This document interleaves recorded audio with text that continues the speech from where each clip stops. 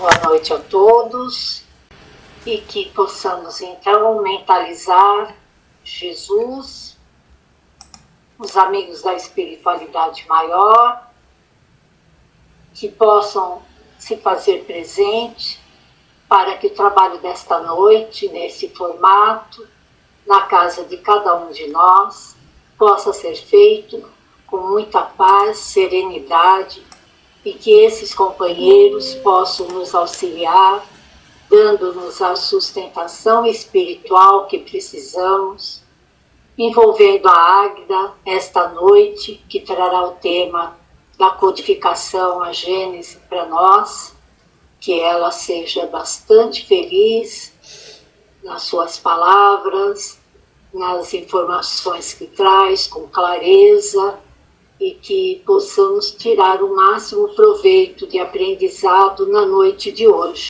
Então nós vamos novamente sintonizar esses companheiros, plano espiritual, para que a nossa reunião possa transcorrer com muita paz, tranquilidade, e que possamos assim, reunidos em torno do Evangelho de Jesus, dos ensinamentos dos Espíritos, tirarmos então a lição da noite.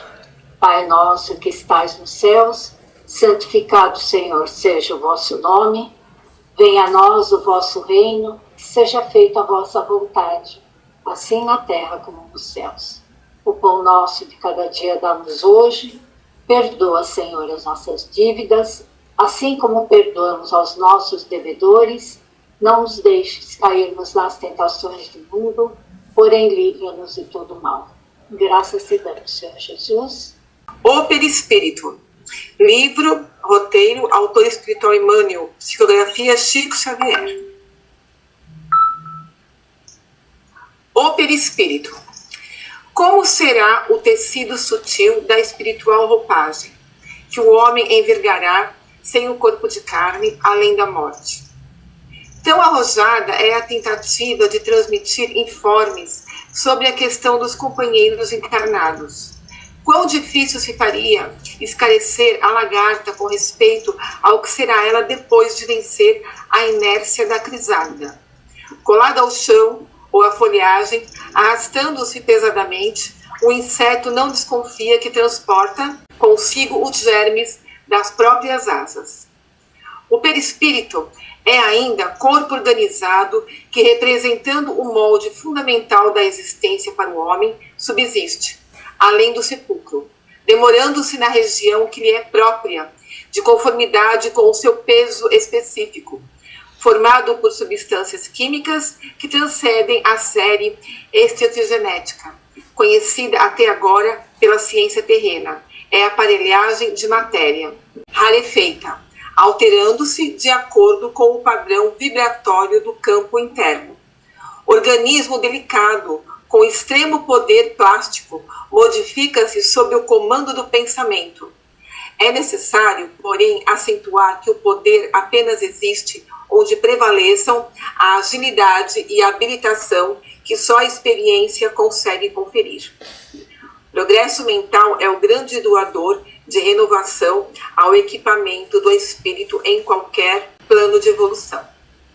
Nossos impulsos, emoções, paixões e virtudes nele se expressam fielmente. Por isso mesmo, durante séculos e séculos, nos demoraremos nas esferas da luta carnal ou nas regiões que lhes são fronteiriças, purificando a nossa indumentária e embelezando-a, a fim de preparar, segundo o ensinamento de Jesus, a nossa veste nupcial para o banquete do serviço divino. Série estequiogenética, que é esse dado que o Emmanuel traz, é assim: ela descreve os elementos atômicos e sutis que transcendem os conhecidos na Terra, que é do hidrogênio ao urânio, formando a matéria sutil ou a quinta essência do plano espiritual. Então, ele está falando da constituição da matéria do plano espiritual, ou seja, a matéria espiritual, os fluidos espirituais. Boa noite a todos, sejam bem-vindos, que Jesus nos abençoe, que nos envolva na sua doce paz e que possamos fazer uma interpretação dos textos trazidos por Kardec de maneira mais fiel possível. No mês passado, o título é o capítulo 14 do livro A Gênese, e ele trata sobre os fluidos. No mês passado, nós tratamos justamente da existência dos fluidos, lembrando sempre aquela constituição trina, né? Que é Deus, Espírito e Matéria. Então, para simplificar, nós vamos sempre dizer: o que não for Deus e o que não for Espírito pertence a esse campo do que genericamente chamamos matéria, que são todos os materiais e os fenômenos que são decorrentes do fluido cósmico universal. Então, no mês passado, nós tratamos do fluido cósmico universal. Eu coloquei essa abertura do perispírito porque, a partir do item 7, o Kardec aborda justamente o perispírito. Mas voltando só um pouquinho ainda, para nos situarmos, o fluido cósmico universal, ele é a matéria elementar do universo, é o princípio elementar do universo, né?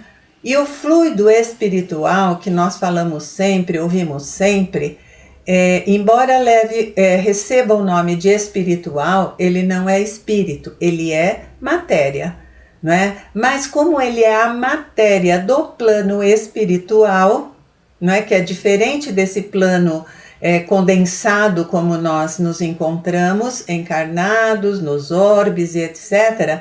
Então, para fazer essa diferenciação, é chamado então de fluido espiritual.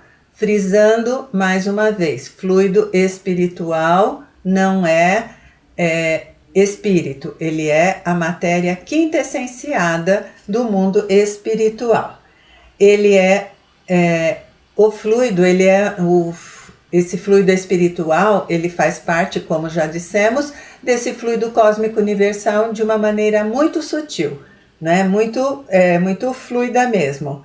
É a matéria do mundo espiritual e nós ainda não detetamos com os instrumentos que nós temos, né?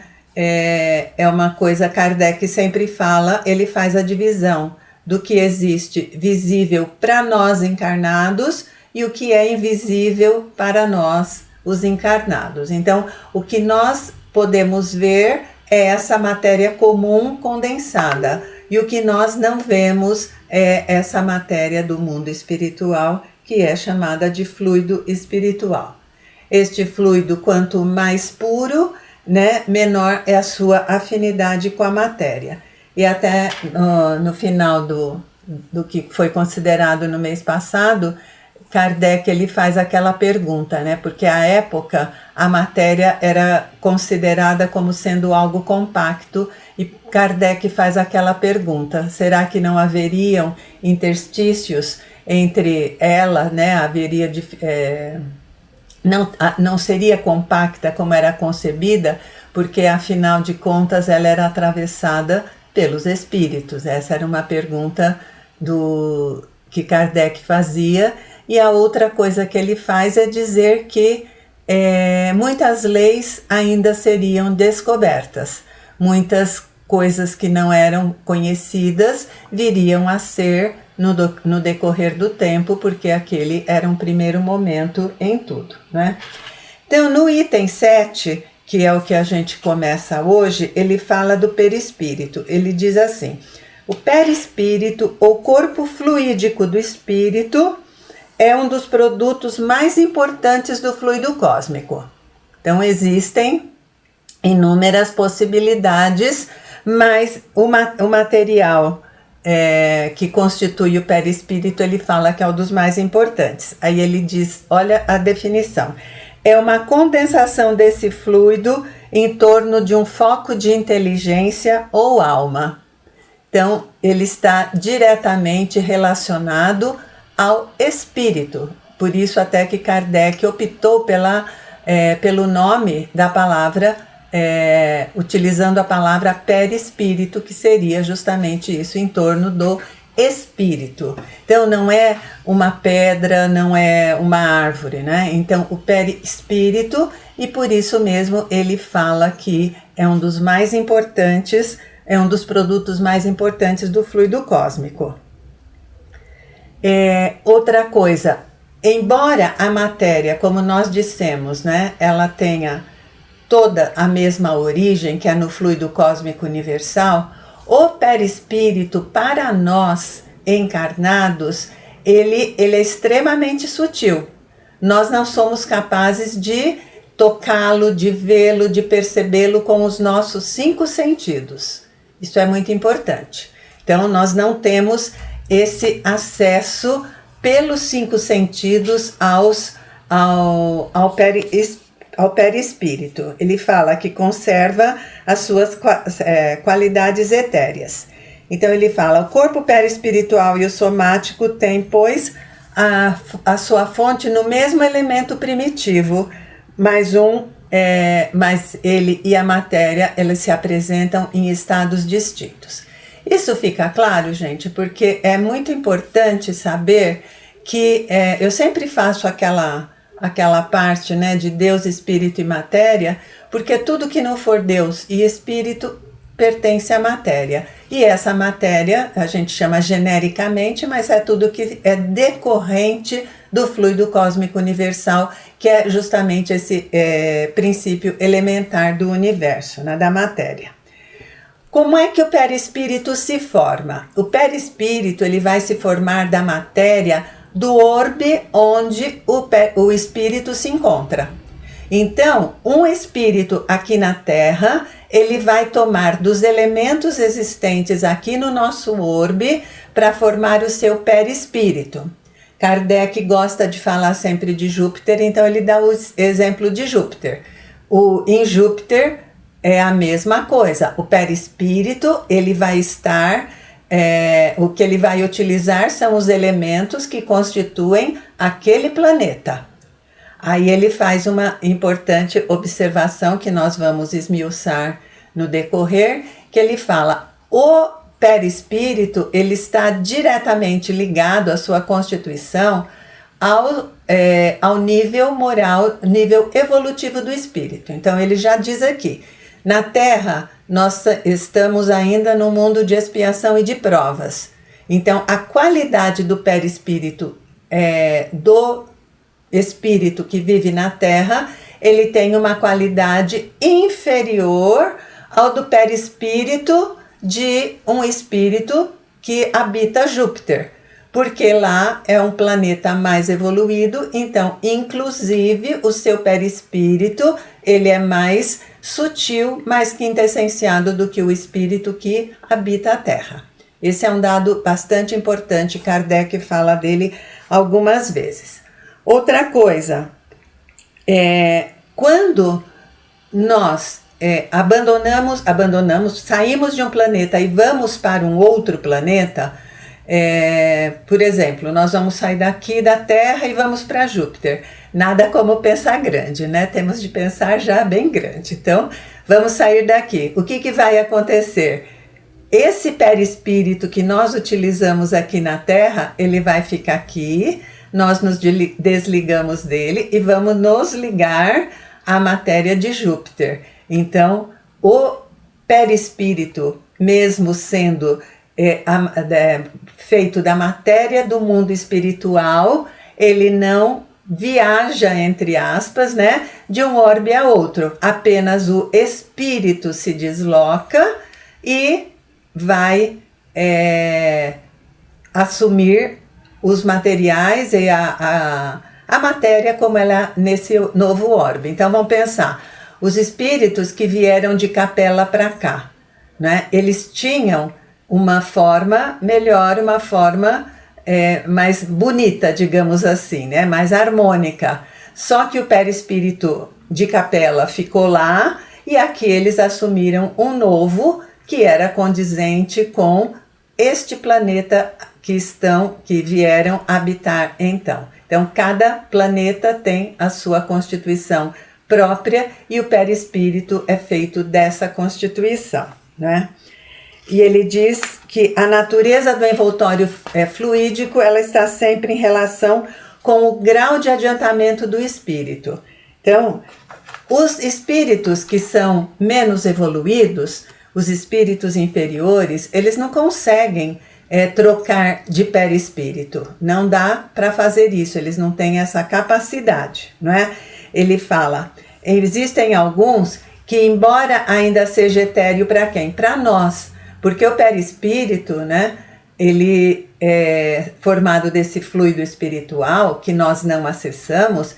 Nós podemos não acessar, mas nós temos as informações de que, mesmo sendo quintessenciado em relação à nossa percepção, esses perispíritos podem ser muito pesados.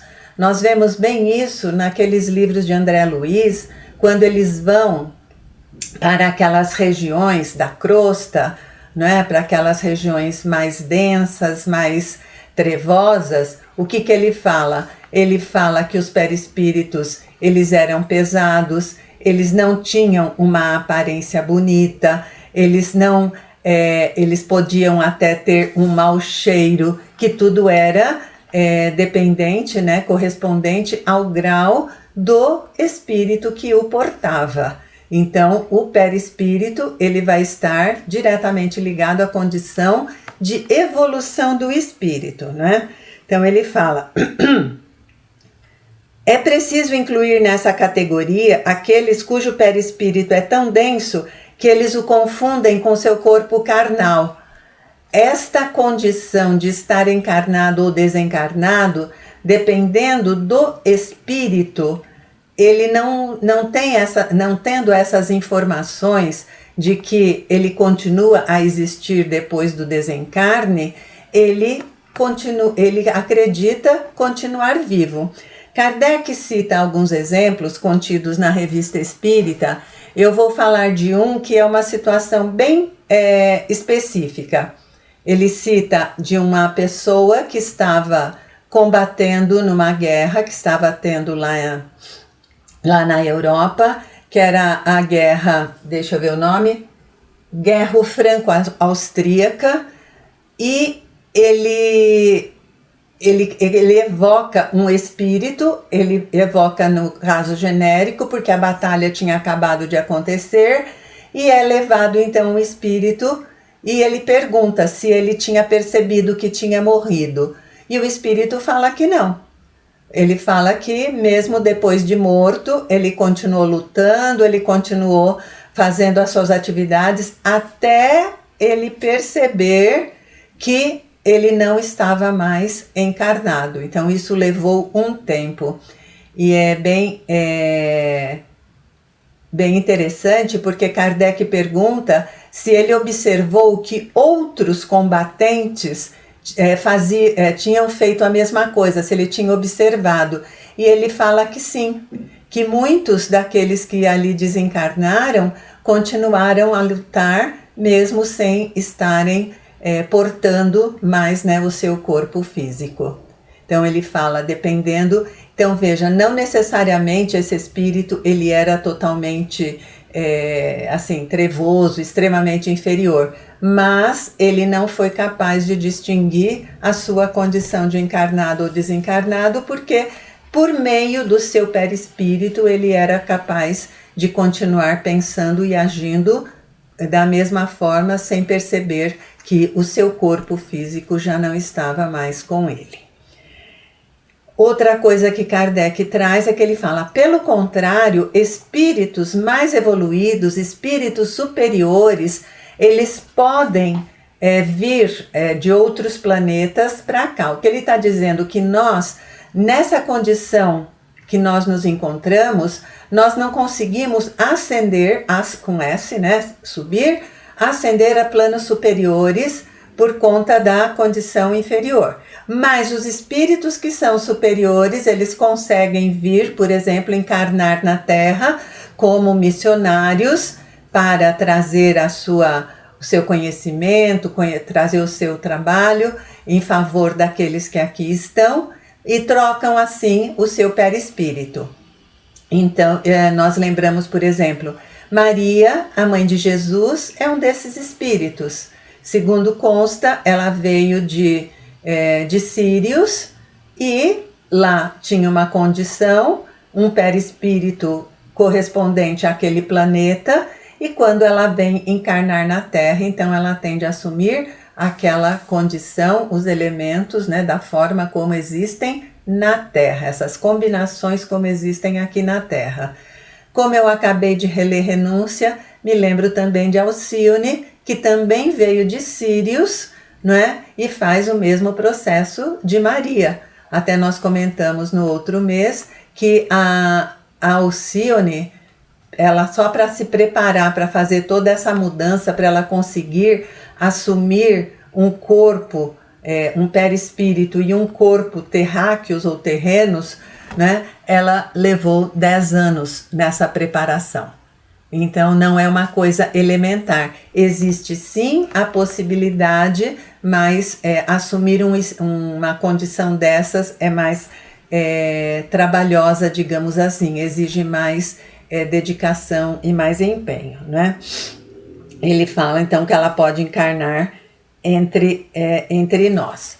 Outro aspecto que Kardec nos traz é que ele fala que os fluidos espirituais que povoam, né, estão ao redor da Terra, que estão aqui na Terra, eles não têm a mesma qualidade, ele não é uma coisa homogênea, não é tudo igual. Ele tem de diversas qualidades, mesmo porque nós já vamos ver, né, que é o próprio espírito que qualifica a condição do fluido.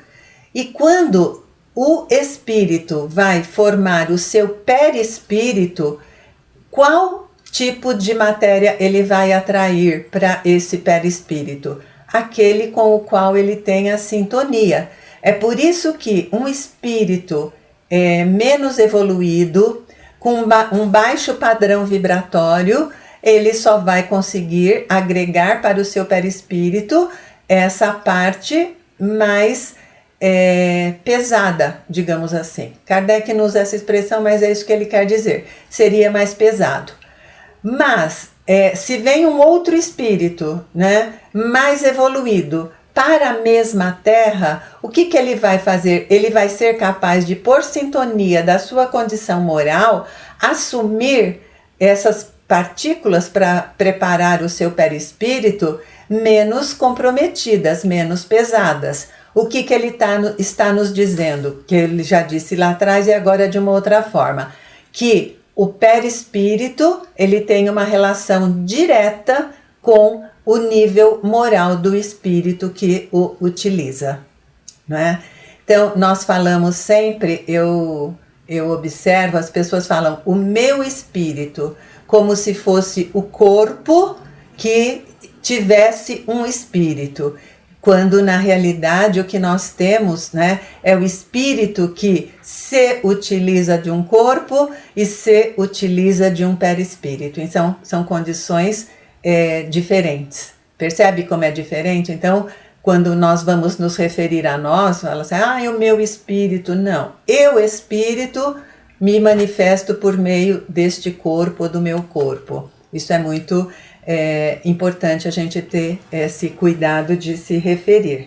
Então, falando, né, quanto mais puro o espírito, mais leve será o seu perispírito, né? Então ele fala...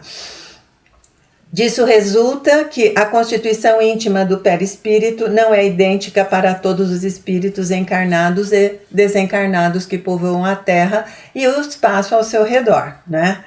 O que não acontece, como nós sabemos, para o corpo físico. Quanto ao corpo físico, nós temos todos da mesma constituição e estamos todos sujeitos à mesma lei, não é? Então, nós não temos corpos diferentes por sermos mais ou menos evoluídos. Nós temos corpos que têm a mesma origem e a mesma formação. Ele fala, os efeitos produzidos pelos corpos são os mesmos, as necessidades são semelhantes, ao passo que diferem em tudo que seja inerente ao perispírito. Então, ele fala que o envoltório perispiritual é modificado pelo progresso moral a cada encarnação. Então, essa é outra coisa, né? Nesta encarnação, eu tenho problemas seríssimos, gravíssimos e etc. E o que eu consigo de perispírito é um perispírito correspondente a essa condição moral em que eu me encontro. Conforme eu vou evoluindo, conforme nós vamos evoluindo e vamos nos tornando pessoas melhores, pessoas mais amorosas, pessoas mais inteligentes, pessoas mais ocupadas com a necessidade do outro, ou seja, vamos percorrendo a nossa evolução de forma positiva, também o nosso perispírito vai se tornando cada vez mais tênue, mais quintessenciado. Esse também é um dado bastante importante. Então, nós não utilizamos o mesmo perispírito que a gente tinha na época das cavernas. Quanto mais nós vamos evoluindo e nos tornando espíritos melhores, mais o nosso perispírito também vai sendo refinado, digamos assim, vai se tornando mais quintessenciado. Outra coisa é tratar em relação ao meio, não é? Que nem ele fala. Para os peixes, nós temos o habitat, que é a água. Os peixes vivem na água. Os animais terrestres, eles vivem no ar. E para o perispírito, ele precisa do quê? Do fluido espiritual. Então, esse é o ambiente próprio e adequado para o perispírito. Então, da mesma forma que o peixe precisa da água e o animal terrestre precisa do ar, o perispírito precisa do fluido espiritual. Esse é o seu habitat, essa é a sua atmosfera. Por que trazer essa observação?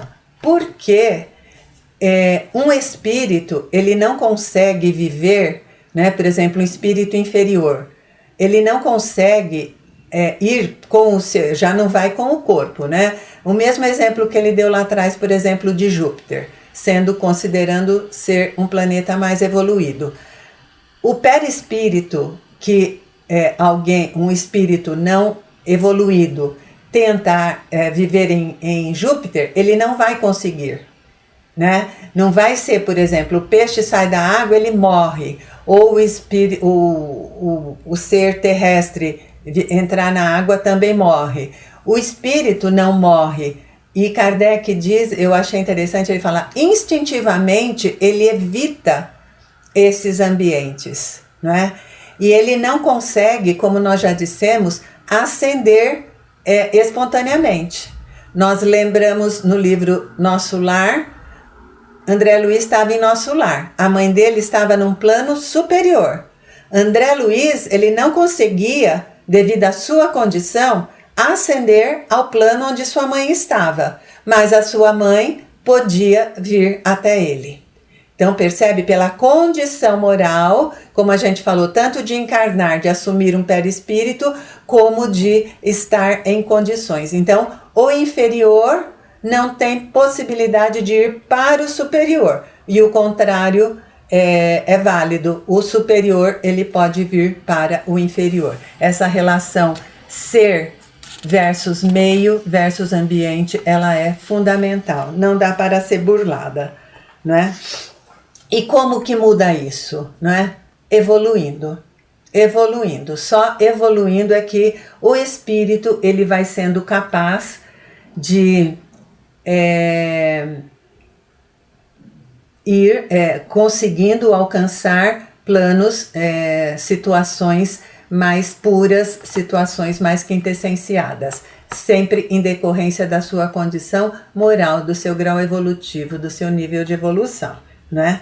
Então ele fala, gradualmente vão se identificar com o meio mais puro, não é?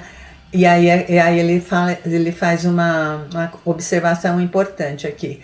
Ele fala, é como aquele que sempre viveu no escuro, quando ele é posto na luz, então ele precisa de olhos, né? Então, se ele vivia na escuridão, o olho não era necessário. Então, agora, como ele vai estar exposto à luz, então ele vai precisar de olhos. Então, ele fala dessa forma do elemento da evolução do espírito / perispírito. E aí ele fala, então, que tudo se encadeia no universo, tudo está submetido à grande e harmoniosa lei. Lembrando que o capítulo anterior Kardec tratou sobre a não existência de milagres, como se costuma acreditar que seria Deus burlando as suas próprias leis, né?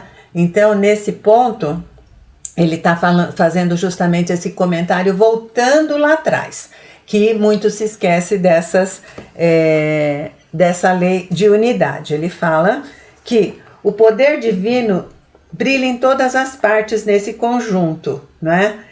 E ele mais uma vez pergunta, por que, se tudo é tão perfeito, tão maravilhoso, que exigem que Deus faça demonstrações da sua grandiosidade burlando a lei, sendo que já está tudo pronto, sendo que já o próprio universo denota essa harmonia e essa grandiosidade do que ele criou. Então ele fala, para que isso?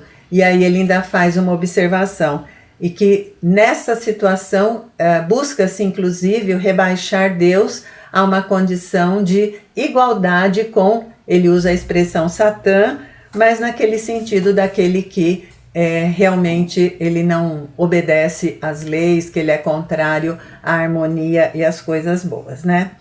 Outro comentário que ele introduz aqui, ele está introduzindo isso porque depois o tema já vai mudar de novo. Assim como ele tratou do perispírito, ele faz essa consideração intermediária aqui, e eu vou deixar para o mês que vem, que ele vai começar a falar de um outro tema ainda dentro dos fluidos, claramente. Então, o que Kardec nos traz aqui? Ele fala da dúvida da fé.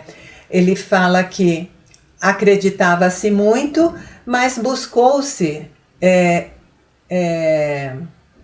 impor, não é, situações que não faziam sentido à lógica, não faziam sentido à razão, e que aí as pessoas estranharam que a fé estava se acabando. Então nós temos de lembrar que ele fala lá no começo da invasão do materialismo nesse século XIX, que é o grande obstáculo ao qual ele fala que a doutrina espírita vem se colocar, né? Então ele fala, a fé se foi, mas é a fé em tudo que choca o bom senso e a razão.